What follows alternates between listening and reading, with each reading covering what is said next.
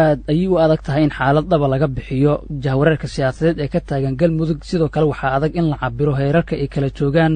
iyo waxyaabaha laysku hor fadhiyo ama qodobada laysku mari la'yahay dhinacyada shirka u dhexeeya ee magaalada dhuusamareeb ee xarunta gobolka galgaduud ee Soomaaliya ha yeeshee warar madax bannaan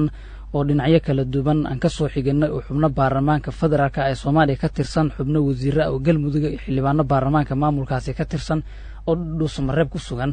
ayaa waxa ay cadeynayaan in xaaladdu aysan ahayn mid sahlan oo ay adag tahay dhinacyaduna ismari la'yihiin hadda ayay ka dhowdaa sidii hore oo wixii ka horreeyay xalay iyo maanta gelinkii horeba way adkeed in ay isor fadhiistaan wafdiga dowladda federaalka ee Soomaaliya ee ka baxay magaalada Muqdisho iyo madaxweynaha maamulka galmudug Axmed Ducaale Geelle Xaaf wararka aan helay ee ugu dambeeyay saaxiibayaal waxay sheegayaan in goordhow madaxweyne Xaaf uu ogolaaday in uu la fariisto wafdiga dowladda federaalka ee Soomaaliya ee hogaaminayo wasiirka wasaaradda arrimaha gudaha iyo dib u heshiisiinta ee federaalka Soomaaliya iyo xildhibaano baarlamaanka dalka ka tirsan waxay ka wada hadli doonaan xaaladda jahwareerka dhalisay ee galmudug gaar ahaan waxay ka hadli doonaan xaaladda kale ee ku saabsan arrimaha doorashooyinka waxaa xubno ka mid ah baarlamaanka galmudug oo Xaaf la kulmay ee noo sheegay in madaxweyne Xaaf mas'uuliyiintii maamulkii ahlu sunna gaar ahaan Sheekh Shaakir iyo Macallin Maxamuud iyo wasiirka wasaaradda arrimaha gudaha Cabdixakiin Macallin Axmed oo xildhibaan ka tirsan golaha shacabka ee baarlamaanka Soomaaliya ay ka dalbadeen laba go'aan midkood inuu qaato caawa oo ah inuu ogolaado in doorasho ay ka dhacdo galmudug bilooyinka soo aadan isla markaana heshiis wada jir ah magaalada dhuusamareeb saacadaha soo socda lagu saxiixo ra'iisul wasaare xasan cali kheyre halkaas uu yimaado haddii uusan ogoleenna waxaa la sheegay in ra'iisul wasaare xasan cali kheyre uu dhuusamareeb imaan doono isla markaana galmudug xubnihii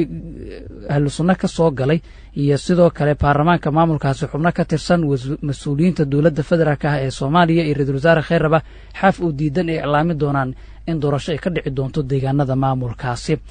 dhinaca kale xiisad ayaa ka taagan duleedka deegaan la yiraahdo Mareer Guur oo u dhaxeeya magaalooyinka Cadaado iyo Dhuusamareeb maanta in ka badan 10 gaari oo nooca dagaalka iyo ciidamo hubeysan ayaa gaaray qof ka mid ah dadka deegaanka ayaa ii waramay wuxuuna sharaxayaa wixii uu arkay ciidamada waa aragnay magaalada Mareer Guur afkeedana joogaan goorma ay yimaadeen halka adiga baari ay yimaadeen 6 saac tiradooda iyo waxa ay wataan maxaa aragteen oo aad qiyaas ka bixin kartaa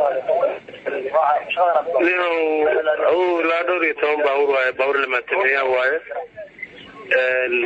marka waxay ku yimaadeen ma naqaano laakiin waxaan aragnay ayaga socodsaankeeda aragnay meeshii Mareegurda meesha gaaray Mareegurda afkeeda meel ahayd marka gaadiidka ay wataan ma gaari dagaal baa dhamaantood mise baawur yar waxa ku jirta baawurta raaxada baawur tiknika iyo baawur raaxada cid ay la hadleen ma jirto oo wax u sheegeen dadka deegaanka kulleeyto dadka maamulkana maana ka wareysan dad shacabana nahay wax hadda war nooga soo baxana ma jiraan xagee ka yimaadeen ma idin leeyahay gaalkacyo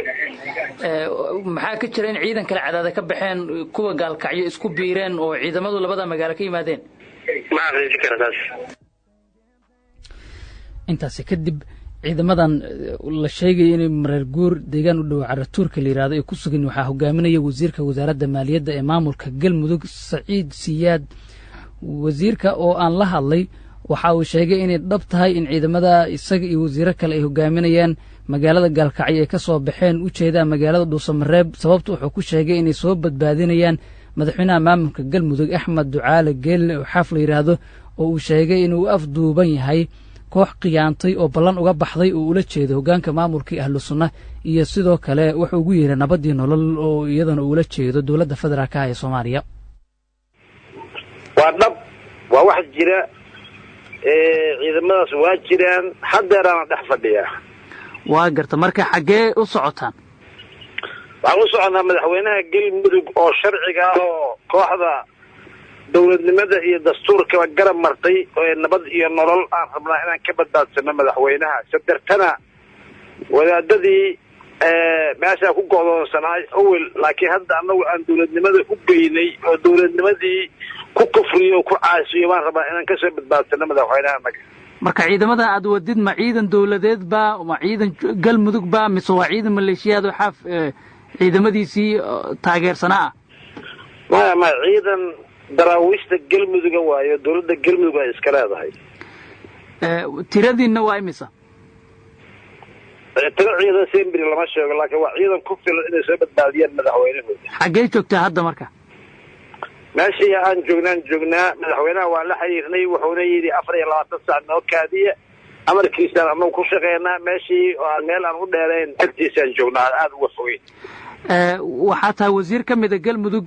wasiirkii maaliyadda taa inaad ciidamo hogaamisahay sharci iyo saxaanshaheedu waxay u baahan tahay in dib loola laabto sharciyadii marka maxaa kugu qasbay inaad ciidan soo hogaamiso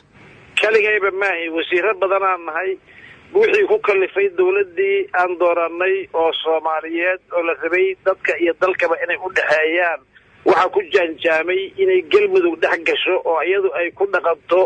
qaab qabiil ee dawladnimada aad uga fog ayaa anigana ugu kalifay mana ka faanayo diyaaran u ah inaan madaxweynaha soo badbaadiyo yaa weeye wasiirada kale kula socdo waa badan yihiin dhowr hadda inaan wax ka sheego macna iguma fadhiso laakiin dhammaan wasiirada galmudug waxay diyaar u yihiin in difaacaan madaxweynahooda madaxweynuhu waxa uu joogaa deegaan nabada oo ay galmudug xarun u ah ciidamo galmuduga la jooga ma waxaad doonaysaan marka inaad halkaa colaad iyo degenaansho laan ka abuurtaan nabad ma ahan nabad hadday tahay amarka madaxweynaha ka shaqey lahay wasiirka arrimaha gudaha oo ogolaasho galmudug ka imaanaa lasoo diray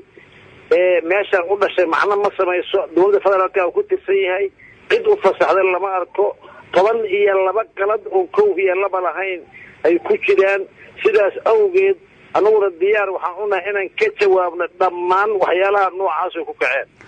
dhuusamareeb ciidan dawladeed ma joogo ciidamada ahlu sunna iyo kuwii galmuduga ku sugan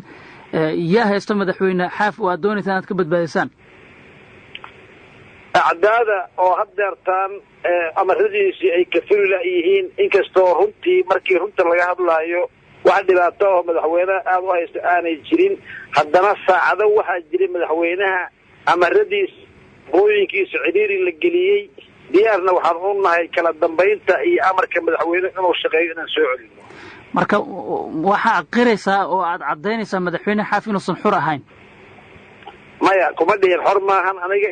saacadaa jiray haddeertaanaan la hadlay madaxweynuhu xor waaye 24 saac oo soo socda ugu sima isagaa yidhi dad waxgarada oo aqoon-yahana oo macno leh baa jooga iyagiiyaana talo u socotaa anaguna intaa waa isugu kaadinayna waxaa jira sida la sheegay ciidan kale oo dhuusamareeb ka soo baxay oo jooga meesha idinka aad ku sugantihiin meel aan ka fogeen xiisad colaadeedna inay taagantaha waa lasoo warinayaa marka ma jiraa ciidankaa kale waxba kama jiraan ciidanku aqal dad waxaa weeye maskaxle nana yaqaano nin loo yaqaano dadkii usoo gurmaday markay go-doonsaneedaan nahay waxaan nahana waa yaqaaniin hal askari oo naga soo horjeedaa ma jiro dadkana waa isku dad waa isku degaan waxaa lagu soo duulay waa sabriye iyo kooxda nabad iyo nolol ma ahan dadka reer galmudug sabriye ciidan ma wato waa shaksi socda xildhibaan baa la socda duulaankiisa ma mid madaxweynuhu goodoon gelin kariya uma naqaan xildhibaana annagu dadka gooniga xoogaa lacagaha la qaaday inta maqleen raba inay dulaalaan uma naqaano xildhibaana hadday yihiin kuwii galmudug aan ka dooran ay yihiin halkooda ayagu joogaan nala xiriiri lahaayeen dadka noocaasan anu xildhibaan uma naqaano marka madaxweynaha galmudug xaaf wasiirada xamar ka baxay ee dawladda dhexe iyo xildhibaanada oo aan ciidan ahayn ma noo sheegi kartaa siduu go'doon ugu jiro oo uga soo bixi waayo oo aad badbaado uga socotaan wuxuu u go'doonsan yahay in aan ballan lahayn oo ballantii ka baxay oo ku bedeshay wax yar oo anagu aanan garanayn meel ay naga soo galeen iyo wax yar oo sandareerta oo meel macnahooda ay gaarayaan aanan garanayn niman ku bedesho u go'doonsan yahay maahane dadka reer galmudug ama dadka reer dhuusamareebba diyaaray u yihiin madaxweynahooda inay soola dhaweeyaan ama rama ka qaataan annaguna waxaan rabnaa kala dambaynta iyo nidaamka inaan soo celino habay yaraatee meeshaas nidaam daraa ka dhacday wasiir arrimo gudaho aana u yeerna iska soo degay wadaado ilaa idinkiisa wadaad hadda aanan rabin magaciisa inaan wax ka sheego oo aad iyo aad aan uga xuma qiimihii aan u hayay iyo qadarinta aan u hayay iyo meesha caawa uu joogo baa ka shaqeeyey waxyaalaha noocaasa wax aanan malaysana meeshaa nooga yimid sidaas awgeed dadka reer galmudugna ka tashanayaan go-aanana waa ka soo saari doonaan dhammaan dadka reer galmudug dal iyo dabad hadday joogaan waxaan u sheegaynaa nimankaas inay farta ku fiiqaan arkaanna waxa ay ku kaceen wasiir adiga iyo xubnaha kale kula socda mas-uul ma ka noqonaysaan dagaal kasta oo dhaca ciddii ku dhimata adeer meesha dagaalba ka dhici maayo saa ila hadasha adiga dagaalba kama dhacaayo dadkuna waana ogol yihiin wax kastana waa dhammaanaya cidda aad leedahay madaxweynaha go-doon ugu jira oo ballan bay ka baxeen aad leedahay madaxweynuhu qol uguma xirne waa ciidan iyo maamul dhisan oo meeshii ka jira way dagaalami karaan waxbaa dhici kara waa dad aan shaqaba ku lahayn maamulka macalin maxamuud kow ka yaha waay macalin maxamuud iyo raggii kale la socdaba hayba maamulkana kuma jiro awal baa annaga madaxweynaynay shiiq ka dhigana meesha noo joogay wax kalowna noqday maamulkana kuma jiro intuu meesha joogo lala shiraayo talada uu gees uga dhegan yahaana haba yaraatee waxaan meeshaas ka qabsanayna iyo waxaan ku darsanayna dab ma jiraan ma weysan cid idin xallisa oo arrintan xal u raadisa intaanaan dagaal iyo ciidan iyo duulaan lagu soo bixin oo aad gaalkacyo ka soo tegeen dhinacyadii kale siyaasadda galmudug mala hadashan hadduu muuqdaa haddaa madaxweynaha waxgaradkii deegaanku u yimaadeen haddaan taladoodu sugaynaa xalkiina hadduu muuqdaa dib dambe laakiin lagama yaabo shaararka dadka aan u gelinay oo aan dawladdii galmudug inta ka rarnay deegaankanagii aan u geynay barqadii annagoo wadna aan u geynay oo ku karaamayno culummada uga dhigno caamada uga dhigno wax kasta aan ka dhignay inaan karaamo dambe uga fadhino marna lagama yaabo ummadda dadka reer galmudug na waxaan leeyahay ka badbaadsada xukunkiina alihiin hadduu leeyahay dadka noocaas madaxweyne xaaf haddii uu cadaado ku shaqayn waayey dhuusmareeb ku shaqayn waayey intii kalena shabaab haystaan ma waxaad rabtaa inuu gaalkacyo ku shaqeeyo waxba kama jiraan yaakii cadaado ku shaqayn waayey si sharciyan oo soo guurna cadaado kumana shaqayn weyn dadka waxuma tashiilkaada kamidtoo su-aalaha qaldan loo soo dhiibay cadaado degmo galmudug kamid ahay ahayd meeshii dawladda galmudug lagu dhisay ahayd magaala madaxdii dhuusamareebaan u guurnay magaala madaxdii dhuusamareebaan dawladdii u rarnay wax kale ma annaansaba kumana shaqayn weyn cadaado madaxweyne xaaf isagaa toddobaad ka hor yidhi xamar hal sano gurigayga ma tegin cadaadana diyaarad baan ku dulmanaa dhuusamareeb buu joogay hadduu aad leedahay waa lagu heystaa galkacyaad rabtaa inaad u galbisid xukunka galmudug galkacya cadaadaan geynaa aday kaa qaldanta haddaan kuu sheegay cadaadaan geynaa ubaxyaana lagu soo dhawaynayaa iyadoona ku shaqaynayaa gaalkacyana waa ka mid cid diidaysa lama arko haatanse waaba kasii dhowdahayo dadka reer dhuusamareebeed ayagaa u diyaarin iska badbaadiyaan kooxda dushooda ku nool oo dhan aqriya adduun midna u diiday ogolna hadda in madaxweynuhu ku shaqeeya dhuusamareeb saciid siyaad shirwac wasiirka wasaaradda maaliyadda ee maamulka galmudug oo hogaaminayo ciidamo maanta ka soo baxay magaalada gaalkacyo ee xarunta gobolka mudug oo ku sugan deegaan la yidhahdo mareer gur oo duleedka magaalada dhuusamareeb ku yaalla ayuu kaasiyaha saaxiibeel idaacadda kulmiye muqdisho ayaad nagala socotaan